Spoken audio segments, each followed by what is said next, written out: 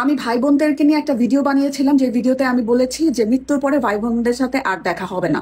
এইটা আসলে হাদিসটা সত্য না, এই হাদিস সম্পর্কে আমি জানতাম না। এইটার জন্য যাদের ইসলামী মূল্যবোধে কষ্ট লেগেছে, এটার জন্য আই এম সরি এবং আমি মাফ চাচ্ছি। আমি গতকাল লাইভেও মাফ চেয়েছি, এখনো মাফ চাচ্ছি।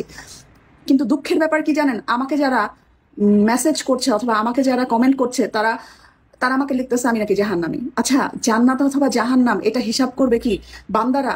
আমার তো মনে হয় আল্লাহ এত এত শাস্তি, এত বড় এত বড় আমাকে দিবে না, যতটুকু কষ্ট লাগার কথা, যতটুকু খারাপ কথা আপনারা আমাকে বলতেছেন।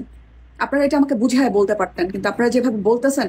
আমি এই ভিডিওতে খারাপ ভাবে কোনো কিছু বলি না। আমার এই ভিডিওটা দেখে অনেকেই এই সব কন্টেন্ট ক্রিয়েট করেছে যে ভাই বোনের সাথে জান্নাতে অথবা ভাই বোনের সাথে মৃত্যুর পরে আর দেখা হবে না। সেটা শুনেই আমার অনেক খারাপ লেগেছে, এই জন্য আমি ভিডিওটা বানিয়েছি।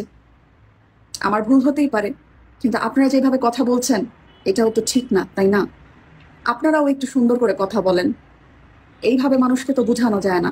ধমকের সুরে, চিল্লানোর সুরে বুঝালে তো আমি বুঝবো না, আমি কেন, অন্য কেউ বুঝবে না? আমার এটার জন্য আমি মাফ চাই, অবশ্যই মাফ চাই।